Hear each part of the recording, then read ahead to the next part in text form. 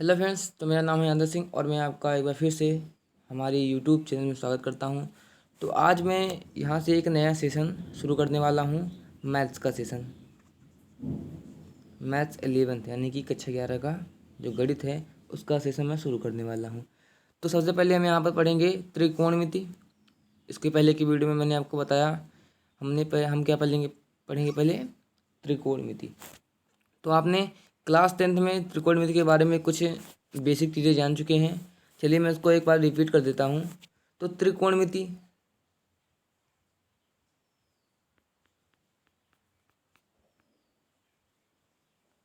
त्रिमानी क्या होता है? तीन। त्रिमानी क्या होता है? तीन होता है। कोण माने क्या होता है?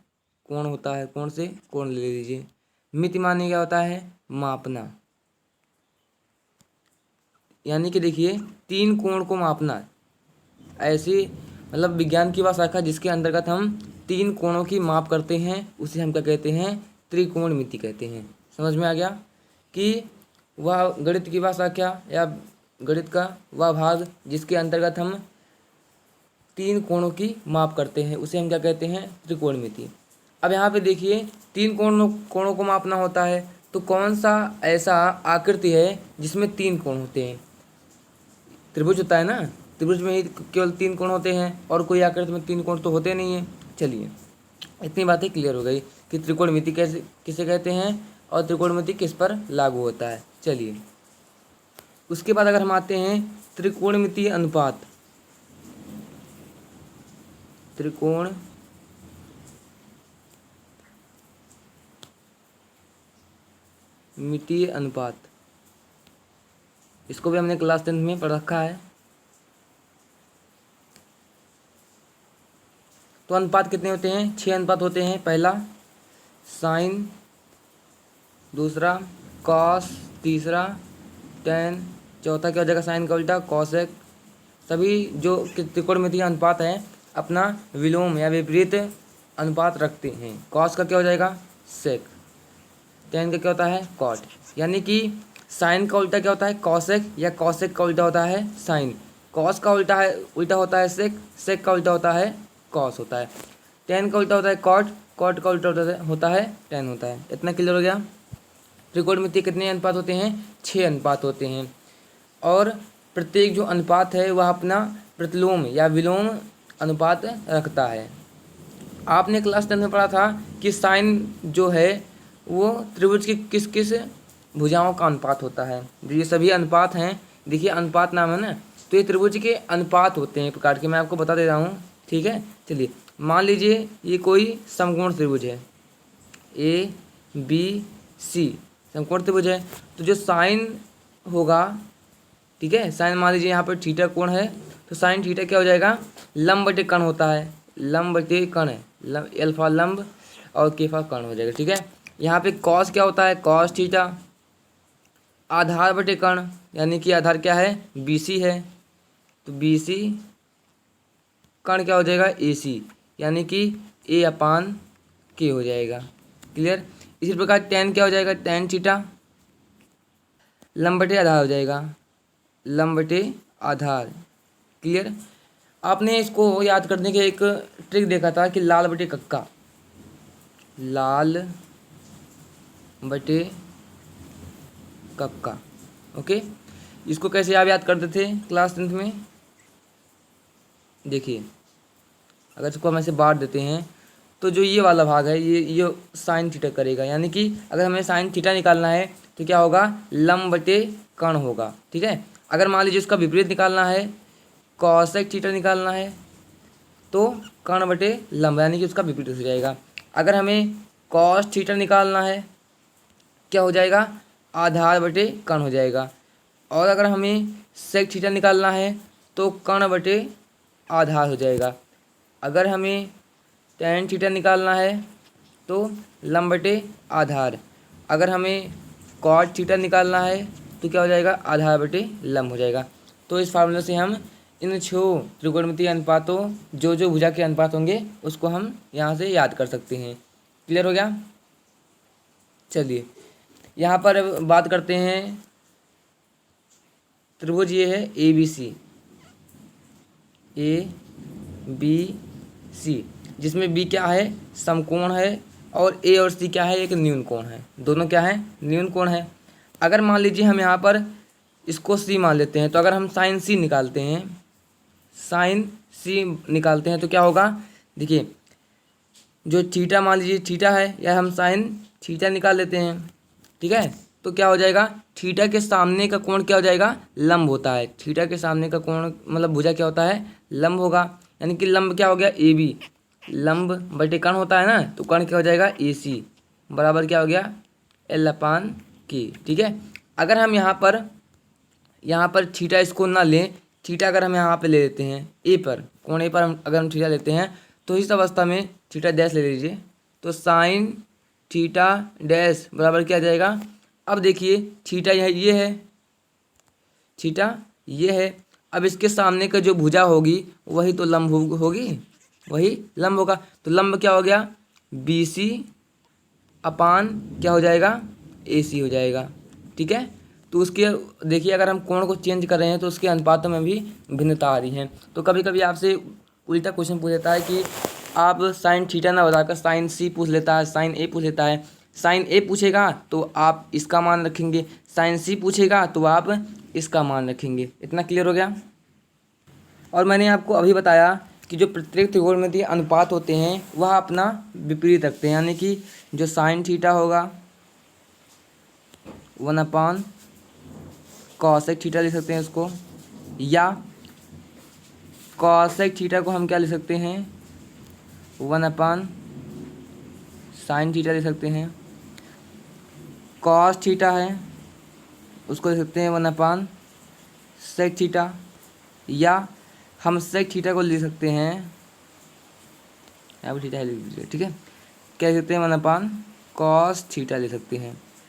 अगर मान लीजिए हम यहाँ पर टेन थीटा लिखते हैं, टेन थीटा बराबर क्या होता है, 1 कॉस थीटा होता है। अगर हम कॉस थीटा निकालते हैं तो क्या हो जाएगा, 1 टेन थीटा हो जाएगा। क्लियर हो गया। तो इतने फार्मूला हैं, साइन का उल्टा कॉसेक होता है, कॉस का उल्टा सेक होता है, और टेन का उल्टा कॉट होता है। ये तो सब बातें आपने क्लास 10th में पढ़ी है, ठीक है। तो मैंने आपका ये रिवीजन कर दिया है। अब इसके बाद बात करते हैं त्रिकोणमितीय सर्वसमीकाएँ। त्रिकोणमितीय सर्वसमीकाएँ, यहाँ पर देखिए पहला सर्वसमीका क्या है हमारा, sine square theta plus cos square theta बराबर 1 होता है। दूसरा क्या है, sec square theta minus tan square theta क्या हो जाएगा, 1 हो जाएगा। तीसरा क्या होगा, cosec square theta minus cos square theta बराबर 1। ये 3 सर्वसमीका हैं। अगर यहाँ से हम 2 समीकरण और प्राप्त कर सकते हैं, या क्या कर सकते हैं, अगर हम यहाँ से हम केवल साइन स्क्वायर थीटा का मान निकालते हैं यहाँ से, तो क्या आ जाएगा, साइन स्क्वायर थीटा बराबर क्या हो जाएगा, 1 माइनस कॉस स्क्वायर थीटा। यहाँ से अगर हम कॉस स्क्वायर थीटा का मान निकालते हैं तो क्या आ जाएगा, 1 माइनस साइन स्क्वायर थीटा। तो यहाँ पे देखिए प्रत्येक सर्वसमीका से 3 नए समीकरण का निर्माण होता है। इसी प्रकार इससे भी 2 और होंगे। अगर हम सेक स्क्वायर थीटा का मान निकालते हैं तो क्या आएगा, ठीक है। यहाँ से भी 2 और समीकरण निकल जाएंगे। ऐसे करके आप समीकरण निकाल सकते हैं। क्लियर हो गया इतना। चलिए, तो यहाँ पर एक बात मैं और बता दूँ आपको, कुछ इम्पोर्टेंट पॉइंट हैं, ठीक है। यहाँ पे अगर मान लीजिए आपको दिया गया है साइन थीटा का होल स्क्वायर, या आपको दिया है कॉस थीटा का होल स्क्वायर, या दिया है आपको टेन थीटा का होल स्क्वायर, तो आप उसको क्रमशः sign square theta, cos square theta और टेन स्क्वायर थीटा के रूप में लिख सकते हैं, ठीक है। अगर मान लीजिए आपको दिया गया है, 2 ना दिया हो, आपको दिया हो अगर साइन थीटा का होल स्क्वायर होल की पावर 5 कर लेते हैं तो क्या आ जाएगा, साइन 5 थीटा हो जाएगा, ठीक है। अगर आपको दिया गया है 5 अगर यहाँ पर दे दिया हो कि साइन थीटा की पावर n, चाहे जो संख्या हो सकती है, 1 2 3 4 5 6 7 8 9 10, चाहे जो हो सकती है, तो उसको आप क्या कर लेंगे, साइन की पावर n थीटा, यानी कि जो संख्या यहाँ पर होगी वो यहीं होगी। क्लियर हो गया। चलिए, आशा करता हूँ कि आपको समझ में आ रहा होगा। चलिए, और दूसरा होता है कि जो जैसे साइन है और उसका विपरीत यानी कि कॉसेक, अगर इसको हम गुणा करवाते हैं तो सदैव मान क्या आता है, 1 आता है। इसी प्रकार अगर हम कॉस थीटा लेते हैं और उसका विपरीत सेक थीटा से उसका गुणा करा देते हैं तो क्या आता है, तभी 1 आएगा। क्लियर हो गया। यहाँ से अगर हम टेन थीटा लेते हैं इंटू अगर उसका विपरीत से गुणा करा देते हैं यानी कि कॉस थीटा से गुणा करवा देते हैं तो क्या आता है, हमारा 1 आता है। क्यों आता है, चलिए मैं आपको इसको बता देता हूँ। ठीक है, यहाँ पे देखिए, पहला लेते हैं साइन थीटा, साइन थीटा है इंटू यहाँ पे कॉस थीटा को हम क्या लिख सकते हैं, 1 साइन थीटा लिख सकते हैं, मैंने आपको पहले बताया। तो गुणे क्या हो गया, 1 साइन थीटा बराबर क्या हो जाएगा, ये कट गया क्या, 1, तो ये बराबर ये हो गया। क्लियर हो गया। तो हमेशा क्या आएगा, विपरीत अनुपातों का गुणा सदैव 1 होता है, गुणनफल सदैव 1 होता है। क्लियर हो गया इतना। चलिए, ये सब तो आपने क्लास 10th में पढ़ रखा है। अब चलिए क्लास 11th में आपके कौन कौन से काम आएंगे उसको हम देखते हैं। ठीक है, तो यहाँ पर सर्वप्रथम जो आपको पहला क्वेश्चन मिलेगा त्रिकोणमिति से, वो आपको मिलेगा कि अंश को रेडियन में बदलो, अंश को रेडियन में बदलो या रेडियन को अंश में बदलो। इस प्रकार के क्वेश्चन आएंगे, अंश को रेडियन में या रेडियन को अंश में बदलो, ये आपसे क्वेश्चन आएंगे। ठीक है, तो यहाँ पे कुछ आपको इम्पोर्टेंस पॉइंट मैं आपको लिखवा दे रहा हूँ, उसके बाद मैं आपको इस तरीके से बताऊँगा। चलिए उसको पहले समझते हैं। ठीक है, तो वहाँ पर जो कोणों का मापन होता है, मान लीजिए कोई क्षैतिज है और ये कोई ऊर्ध्वाधर रेखा है, ये क्या है, 90 अंश का कोण बना रहा है। तो एक समकोण यानी कि समकोण में कितने अंश का कोण होता है, यानी कि एक समकोण बराबर क्या हो जाएगा, एक समकोण बराबर 90 अंश होगा, 90 अंश के बराबर होता है। और एक अंश बराबर क्या होता है, 60, ये मिनट का चिन्ह है, मिनट का, और 1 मिनट बराबर क्या होता है, 60 सेकंड। इतना तो पता ही है आपको। ठीक है, देखिए एक समकोण बराबर 90 अंश, एक अंश बराबर 60 मिनट या 1 मिनट बराबर 60 सेकंड होता है। क्लियर हो गया। यानी कि अगर हम समकोण का 90वां भाग कर लेते हैं, देखिए अगर कोई समकोण 90 अंश है, ठीक है, उसका अगर 90वां भाग कर देते हैं तो क्या आ जाएगा, एक समकोण आ जाएगा। यही मैं बोल रहा हूँ, पहला वाला क्या है कि एक समकोण का 90वां भाग एक अंश होता है, एक समकोण का 90वां भाग एक अंश होता है। क्लियर हो गया। चलिए, और अगला क्या यहाँ पर क्या कह रहा है कि एक अंश बराबर 60 मिनट का होता है, एक अंश बराबर 60 मिनट होता है। यानी कि अगर हम एक अंश को 60 भागों में बांटते हैं, यदि एक अंश को हम 60 भागों में बांटते हैं तो वह 1 मिनट के बराबर होता है। हम एक अंश को 60 भागों में बांटते हैं तो वह 1 मिनट के बराबर होता है। क्लियर हो गया। और 1 मिनट को अगर हम 60 भागों में बांटते हैं, 60 भागों में बांटते हैं तो क्या होता है, 60 सेकंड होता है या 1 सेकंड होता है। ओके, चलिए उम्मीद है आपको समझ में आ गया। बस आप इतना पूरा फार्मूला यहाँ पर दिमाग में बैठा रहिए कि एक समकोण बराबर 90 अंश, एक अंश बराबर 60 मिनट और 1 मिनट बराबर 60 सेकंड होता है। चलिए अब यहाँ पर आगे बढ़ते हैं। अब जैसे आपको क्वेश्चन मैंने आपको बताया कि क्वेश्चन क्या पूछेगा आपसे कि अंश को रेडियन में बदलो और रेडियन को अंश में बदलो। क्लियर हो गया। तो यहाँ पर एक फार्मूला होता है कि अंश को रेडियन में बदलने के लिए, जैसे मान लीजिए आपको 30 अंश को रेडियन में बदलना है, 30 अंश को रेडियन में बदलना है आपको, तो कैसे आप बदलेंगे, उसके लिए एक फार्मूला होता है, वो फार्मूला मैं आपको बता दे रहा हूँ।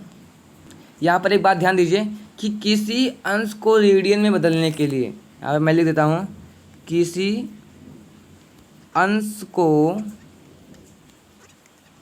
रेडियन में बदलने के लिए, नोट कर लीजिए बहुत इंपॉर्टेंट है, रेडियन में बदलने के लिए उसमें हम किससे गुणा करते हैं, पाई बटे 180 अंश से, पाई बटे 180 अंश से गुणा कर देते हैं। मान लीजिए कोई थीटा अंश है तो उसको अगर हम रेडियन में बदल दें तो पाई बटे 180 गुणे थीटा, यानी कि उसको हम पाई बटे 180 से गुणा कर देते हैं। यहाँ पर मैंने आपको बताया कि अगर 30 अंश को रेडियन में बदलना है तो क्या आ जाएगा, चलिए उसको मैं बताता हूँ आपको, ठीक है। तो अगर 30 अंश को अगर हमें रेडियन में बदलना है तो मैंने क्या बताया, अंश को रेडियन में बदलने के लिए उसको पाई बटे 180 अंश से गुणा कर देना होता है, ठीक है। अगर इसको सॉल्व करते हैं 3 लेकर 3 6 18, यानी कि पाई बाई 6 आ गया रेडियन। तो इसका मान क्या आ गया, रेडियन में आ गया। अंश को हम रेडियन में बदल रहे हैं। क्लियर हो गया कि अंश को रेडियन में बदलने के लिए पाई बटे 180 से गुणा करना होता है। और यहाँ पर बात करते हैं, अगर हम रेडियन को पाई में बदलते हैं, अगर हम रेडियन को अंश में बदलते हैं, रेडियन को अंश में बदल रहे हैं तो क्या करना पड़ता है, तो हमें उसके विपरीत यानी कि 180 बटे पाई से गुणा करना होता है। यानी कि जैसे रेडियन है 180 पाई बराबर क्या होता है, अंश होता है, इतना हो जाएगा। क्लियर हो गया। क्लियर कि अगर हम किसी रेडियन को अंश में बदल रहे हैं तो उसमें हम किससे गुणा करेंगे, 180 बटे पाई से करेंगे। मान लीजिए आपको पाई बाई 4 को, क्वेश्चन मैं आपको देता हूँ, अगर पाई बाई 4 रेडियन को अंश में बदलिए तो क्या करेंगे आप, इसमें 180 बटे पाई गुणे क्या हो जाएगा, पाई बाई 4 बराबर क्या हो जाएगा कि पाई से पाई कट गया, इसको करते हैं क्या आ जाएगा, 45 आ जाएगा। तो क्या हमारा आंसर आ गया 45 अंश। तो यहाँ पे देखिए रेडियन पाई बाई 4 को अंश में बदलने पर क्या हो गया, 45 अंश हो गया। अगर मान लीजिए आपने जो सारणी पढ़ा था कि 30 अंश साइन 30 अंश का मान कितना होता है, साइन 60 अंश का मान कितना होता है, साइन 90 अंश का मान कितना होता है, ठीक है। तो उसी पर अगर हम बात करते हैं, चूँकि आपने क्लास 10th में थोड़ा सा लोअर लेवल का पढ़ा था, लेकिन आप क्लास 11th में आप ये 0 अंश, 30 अंश, 45 अंश, 60 अंश और 90 अंश बहुत ही कम पाएंगे। उसके स्थान पर आप पाएंगे, इसे पाएंगे 0, pi by 6, pi by 4, pi by 3, pi by 2, ये आप पाएंगे उसको। अब क्यों पाएंगे, क्योंकि जो अंश को हम रेडियन में बदल रहे हैं, देखिए अंश ये है, उसको हम रेडियन में बदलते जा रहे हैं, अंश को हम रेडियन में बदलते जा रहे हैं।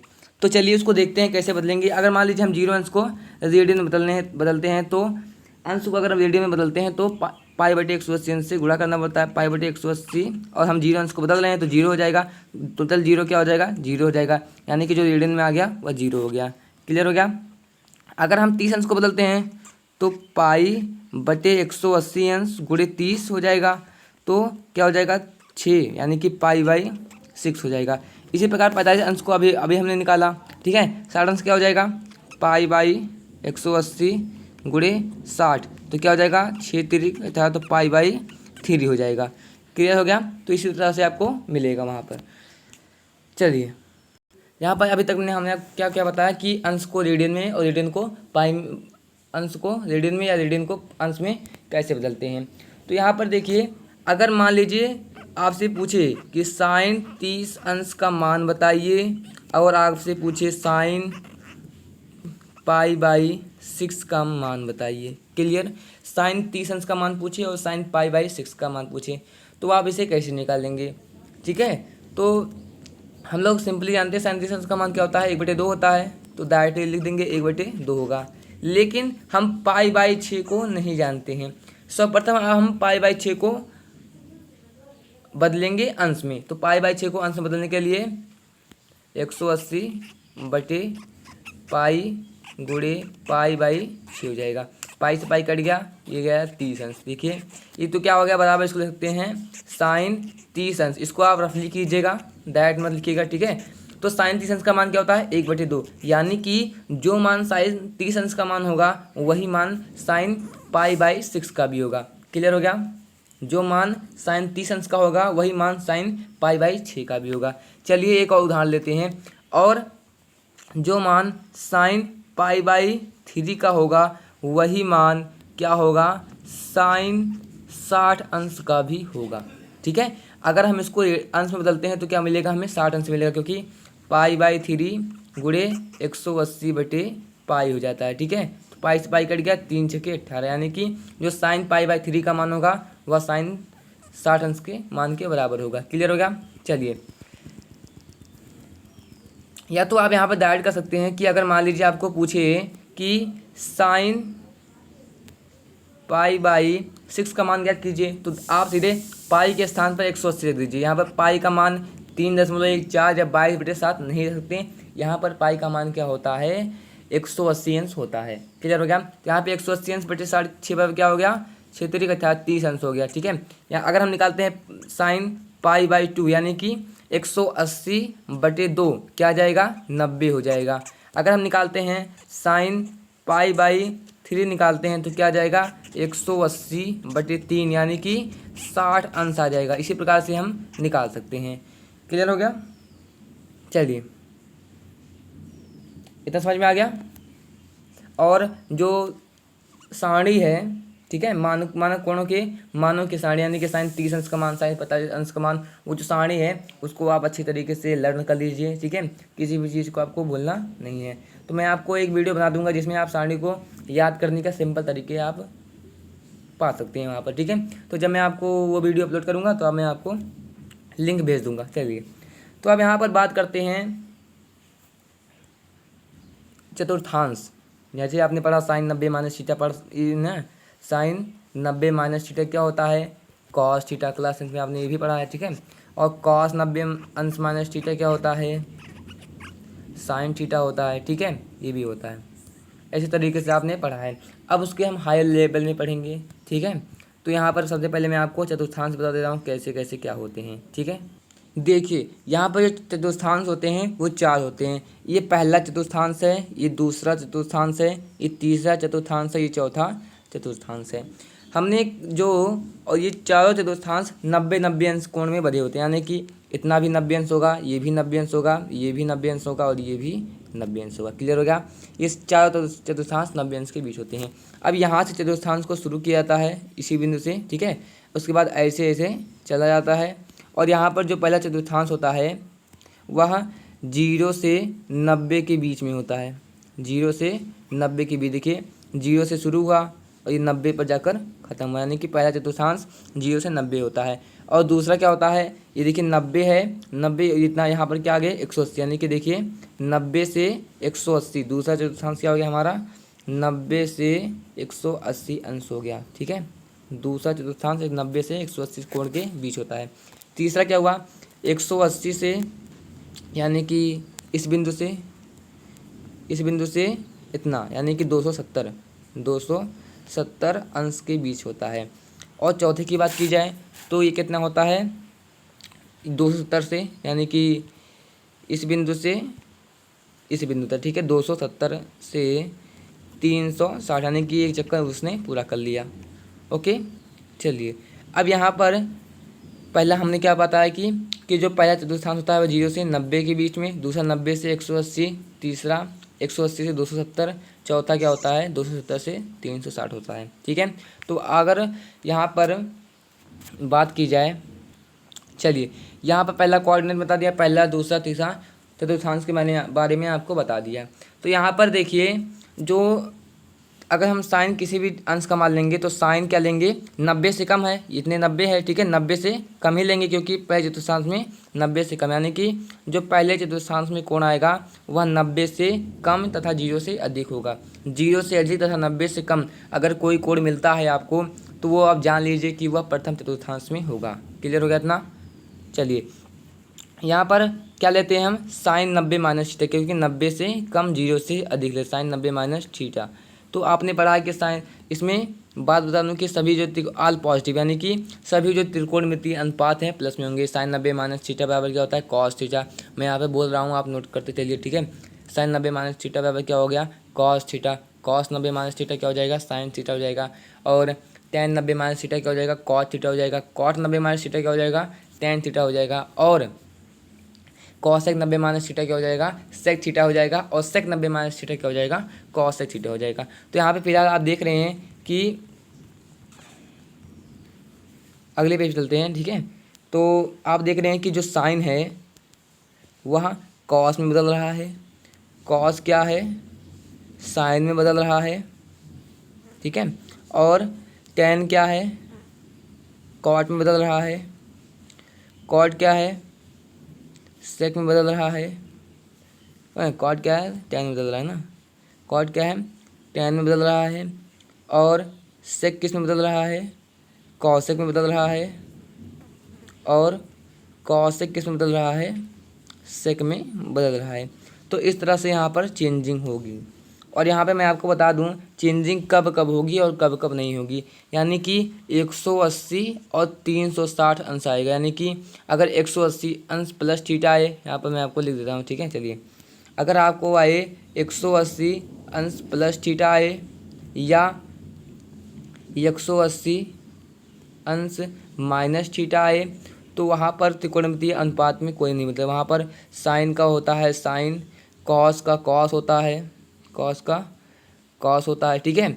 और अगर बात करते हैं 90 माइनस थीटा या 90 प्लस थीटा लेते हैं, तो वहाँ पर क्या होता है, बदलता है। साइन का होता है कॉस, कॉस का होता है साइन, जैसे मैंने आपको क्रम बताया अभी, ठीक है। और अगर बात करते हैं 270 अंश प्लस थीटा है, यदि 270 अंश प्लस थीटा या 270 अंश माइनस थीटा आए, तो वहाँ पर क्या होता है, साइन का कॉस होता है, कॉस का टेन का, साइन का होता है कॉस और कॉस का होता है टेन, कॉस का होता है साइन, ठीक है, मतलब बदलता है। अगर हम बात करते हैं 360 प्लस थीटा या 360 माइनस थीटा की बात की जाए, तो यहाँ पर क्या होता है, नो चेंज होता है। साइन साइन होता है, कॉस का कॉस होता है। क्लियर हो गया। चलिए, यहाँ पर फिलहाल जो मैं आपको बता रहा हूँ कि अगर 180 अंश प्लस माइनस थीटा है या 360 अंश प्लस माइनस थीटा है, तो कोई चेंज नहीं होता है। यहाँ पर लिख देंगे नो चेंज होता है, ठीक है, नो चेंज नहीं होता। अब यहाँ पे 90 आए, 90 प्लस थीटा है या 270 अंश प्लस माइनस थीटा है, ठीक है, तो वहाँ पर क्या होता है, चेंज होता है। यानी कि साइन कॉस में बदलेगा, कॉस साइन में बदलेगा, इसी तरह से चेंज होगा। तो चलिए अब सीधे हम आते हैं अपने ग्राफ पे आते हैं, ठीक है। तो यहाँ पे देखा फॉर ऑल पॉजिटिव, मतलब पहले में क्या होते हैं, सभी धनात्मक होते हैं। दूसरे में बात की जाए तो साइन कॉस और कॉसेक आर पॉजिटिव, यानी कि जो साइन और कॉसेक होंगे, यानी कि जो साइन कॉसेक क्या होंगे, केवल धनात्मक होंगे, सभी ऋणात्मक होंगे।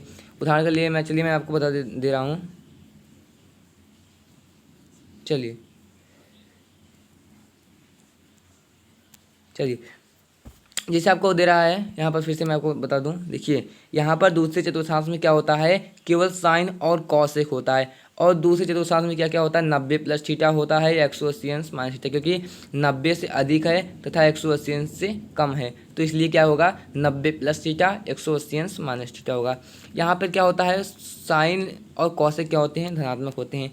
अगर आपसे पूछ ले साइन 90 प्लस थीटा बराबर क्या होता है, तो आप बोलेंगे कॉस थीटा, कॉस, क्योंकि देखिए साइन क्या होता है, धनात्मक होता है। अगर यहाँ पे बात की कर ली जाए कॉस 90 प्लस थीटा ली जाए, कॉस 90 प्लस थीटा ली जाए, तो क्या होगा, माइनस साइन थीटा, क्योंकि यहाँ पे देखिए कॉस थीटा धनात्मक नहीं होगा, वह ऋणात्मक होगा। इतना क्लियर हो गया। अगर बात की जाए साइन 180 अंश प्लस थीटा, साइन 180 अंश प्लस थीटा की बात की जाए, तो वो क्या हो जाएगा, देखिए 180 अंश प्लस थीटा, 180 अंश माइनस थीटा। मैंने आपको बताया जब 180 अंश प्लस थीटा, 180 अंश माइनस थीटा या 360 अंश प्लस थीटा या 360 अंश माइनस थीटा आए, तो वहाँ पर उसके अनुपात में कोई चेंज नहीं होता है। तो यहाँ पर क्या हो जाएगा, साइन थीटा हो जाएगा।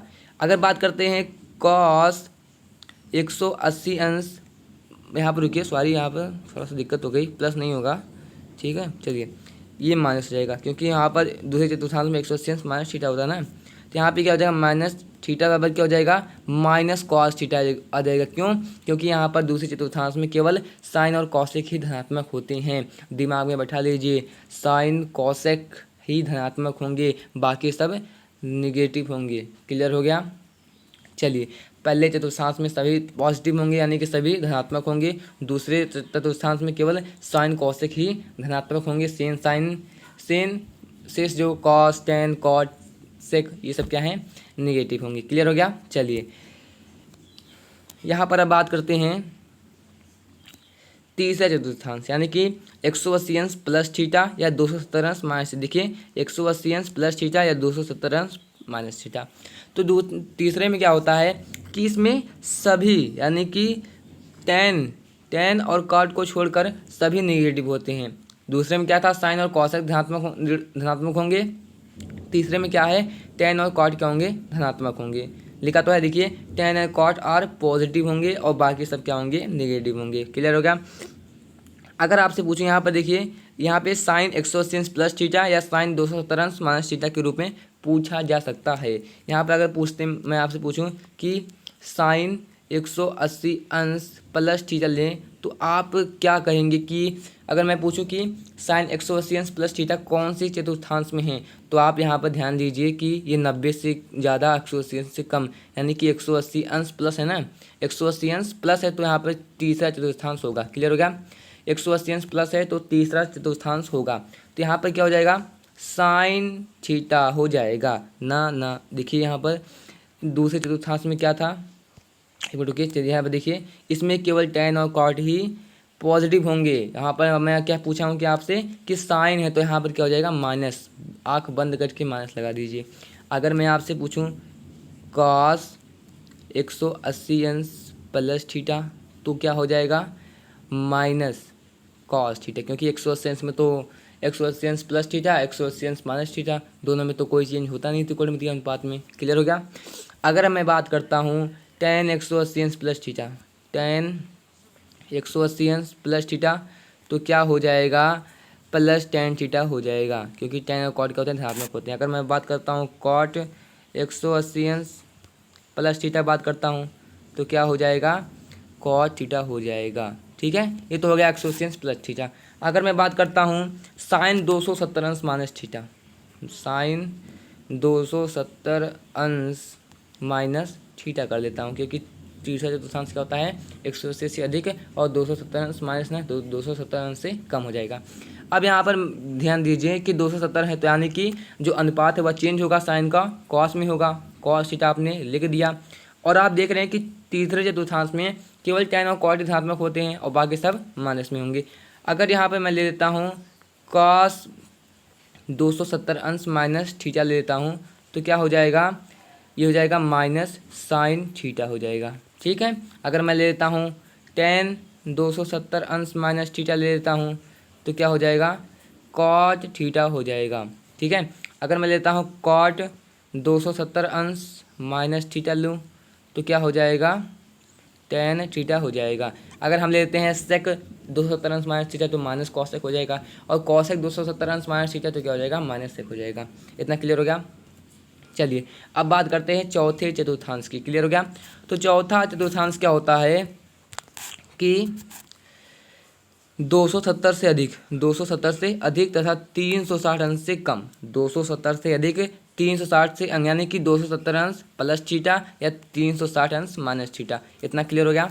चलिए, और यहाँ पर क्या होता है, केवल कॉस और सेक धनात्मक होंगे। क्लियर हो गया। कॉस और सेक ही धनात्मक होंगे, बाकी सब क्या होंगे, निगेटिव होंगे।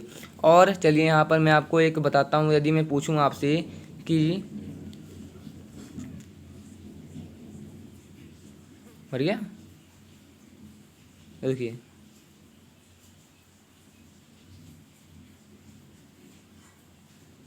चलिए अगर मैं आपसे पूछूं कॉस 270 अंश प्लस थीटा तो आप देख रहे हैं कि 270 है तो यहाँ पर चेंज होगा इसका, तो कॉस का साइन होगा। तो यहाँ पर देखिए कॉस और सेक धनात्मक है तो यहाँ पर क्या हो जाएगा, साइन थीटा। अगर यहाँ पे बात करते हैं हम साइन 270 अंश प्लस थीटा की बात करते हैं तो ये चौथे चतुर्थांश में आएगा, तो उसमें केवल कॉस और सेक ही धनात्मक होते हैं तो यहाँ पर हो जाएगा माइनस कॉस थीटा हो जाएगा। क्लियर हो गया। अगर हम बात करते हैं कॉस 360 अंश माइनस थीटा, 360 अंश माइनस थीटा, तो क्या हो जाएगा, कॉस तो धनात्मक होता ही है, लेकिन यहाँ पर देखिए मैंने आपको बताया था अगर 180 आया और 360 आए तो क्या पर होता है, नो चेंज होता है, कि उसके फलन में कोई परिवर्तन नहीं होता है। कॉस पे क्या होगा, कॉस ही होगा, धनात्मक होता है तो धनात्मक ही रहेगा। अगर मैं बात करता हूँ साइन 360 माइनस थीटा की बात करता हूँ तो क्या आ जाएगा, माइनस साइन थीटा आ जाएगा, ठीक है, क्योंकि 360 अंश में अनुपात में कोई परिवर्तन होता नहीं है तो क्या हो जाएगा। और यहाँ पर कॉस और केवल सेक ही धनात्मक होते हैं, साइन तो धनात्मक होता नहीं, तो यहाँ पर माइनस हो जाएगा। इतना बातें क्लियर हो गई। चलिए मैं एक बार फिर से आपको समझाता हूँ। तो यहाँ पर क्या था कि पहला चतुर्थांश में सभी धनात्मक होंगे और वो कहाँ कहाँ से होगा, 90 माइनस थीटा या 360 अंश प्लस थीटा। अगर हम 360 के यहाँ पर देखिए, यहाँ पर तो आए हम सीधे आ गए 270 तक आ गए यहाँ पर, ठीक है, 270 से 360 अंश आ गए। अगर हम 360 अंश से प्लस जाते हैं, आगे जाते हैं, तो क्या किस पे आ जाएंगे, पहले पे आ जाएंगे। तो इसलिए क्या होगा, 360 अंश प्लस थीटा यानी कि पहला चतुर्थांश होगा। क्लियर हो गया। चलिए यहाँ पर ये तो बात हो गई। चलिए, और पहले चतुर्थांश में सभी धनात्मक होंगे, यानी कि sine cos tan cos sec cot हो जाएंगे, सभी धनात्मक होंगे। और दूसरे चतुर्थांश में आते हैं तो यार 90 अंश से अधिक होता है, 90 प्लस थीटा होता है, और 180 अंश से कम होता है, यानी कि 180 अंश माइनस थीटा होता है। और यहाँ पर केवल साइन और कॉसेक ही धनात्मक होंगे, बाकी सब ऋणात्मक होंगे। तीसरे पे आते हैं तो क्या होगा, तीसरे में क्या होता है, 180 अंश से अधिक यानी कि 180 अंश प्लस थीटा हो जाएगा, और 270 अंश से कम यानी कि 270 अंश माइनस थीटा हो जाएगा। क्लियर। और यहाँ पर बात करते हैं कौन कौन धनात्मक होंगे, केवल टेन और कॉट ही धनात्मक होंगे, बाकी सब ऋणात्मक होंगे। क्लियर हो गया।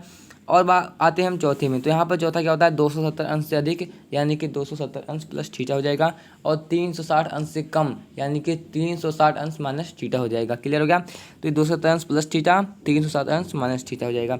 और बात करते हैं कौन यहाँ पर धनात्मक होगा, तो यहाँ पर कॉस और सेक केवल धनात्मक होंगे, बाकी सब ऋणात्मक होंगे। क्लियर हो गया। चलिए, और यहाँ पर मैंने आपको बताया कि अगर 180 अंश प्लस माइनस थीटा आए तो वहाँ पर देखिए साइन का साइन ही होता है, कॉस का कॉस, यहाँ पर देखिए बता दें नो चेंज कर लिए, इसलिए डायरेक्ट ना एक ही वर्ड के लिए सबके नो चेंज हो जाएगा, यानी कि साइन का साइन ही होगा, कॉस का कॉस ही होगा, टेन का टेन ही होगा। अगर हम बात करते हैं 360 अंश प्लस माइनस थीटा आए तो क्या होगा, ये भी क्या होगा, नो चेंज होगा। लेकिन प्लस माइनस आप साथ में लगाते रहिए कि कौन से चतुर्थांश में है और उस चतुर्थांश में कौन धनात्मक होता है कौन ऋणात्मक होता है, इसे आप ध्यान में रखिएगा, ठीक है। चलिए, अगर आता है कि आपका 90 अंश प्लस माइनस थीटा तो क्या होगा, चेंज होगा, इसे आप स्क्रीनशॉट ले सकते हैं, ठीक है। अगर आया आपका 270 अंश plus theta plus minus theta, 270 अंश प्लस माइनस थीटा, तो यहाँ पर क्या होगा, चेंज होगा, ये क्या होगा, चेंज होगा। तो इसका आप पूरे का स्क्रीनशॉट ले सकते हैं। चलिए, काफ़ी किताब निकाले होंगे, ठीक है, लिख रहे होंगे। चलिए देखिए, पहला जो लेक्चर होता है उसमें मैं आपको केवल बेसिक चीज़ें बताऊंगा, क्वेश्चन तो आपको मैं सॉल्व करवा ही दूंगा आसान आसान तरीके से, ठीक है। चलिए, ओके, हो गया, हो गया। चलिए, तो यहाँ तक मैंने आपको बताया कि चतुर्थांश किससे कहते हैं, त्रिकोणमिति के बारे में कुछ बताया मैंने, और रेडियन और अंश के बीच जो संबंध होता है उसको मैंने आपको बताया। उसके बाद त्रिकोणमिति अनुपात बताया मैंने आपको। तो यहाँ पर आज इसके यहाँ तक आज के लिए बस इतना ही रखते हैं। तो अगली वीडियो में आपको मिलेंगे, इसके आगे के टॉपिक को लेकर मैं आऊँगा और वहाँ पर कुछ क्वेश्चन भी सॉल्व करवाऊँगा, ठीक है। यहाँ पर अगर जो जिसने पहला ये वीडियो देख लिया है जान लो, उसको समझ में आ जाएगा, क्योंकि अब दूसरे जो वीडियो में लेकर आऊँगा उसमें पहले जो टॉपिक का थोड़ा थोड़ा रिवीजन कर दूंगा ताकि आपको और अच्छी से समझ में आए। क्लियर हो गया। क्योंकि जो मैथ्स होता है वो प्रैक्टिस पर बेस होता है, जितना आप प्रैक्टिस करेंगे उतना ही आपकी मैथ मजबूत होगी। क्लियर हो गया इतना, ठीक है। चलिए, तो अगर आपने शायद फार्मूला पूरा लिख लिया है तो आप उसे ग्रुप में भेज सकते हैं कि देखिए मैंने पूरा फार्मूला लिखा है, और जो आपने नहीं लिखा होगा उसे मैं आपको बताऊंगा। क्लियर हो गया। नहीं, और आपको जो भी ना समझ में आए वो आप कमेंट सेक्शन में लिख दीजिए कि सर ये वाला पोर्शन हमें समझ में नहीं आया, क्योंकि जब आप बताएंगे नहीं तो हम कैसे समझेंगे कि आपको क्या समझ में आ रहा है क्या नहीं आ रहा है, क्योंकि जब भी आप बताएंगे तभी हमें समझ में आएगा कि हमें हाँ और अच्छी तरीके से पढ़ाना चाहिए। क्लियर हो गया। चलिए, तो अभी के लिए अलविदा। वीडियो देखने के लिए धन्यवाद।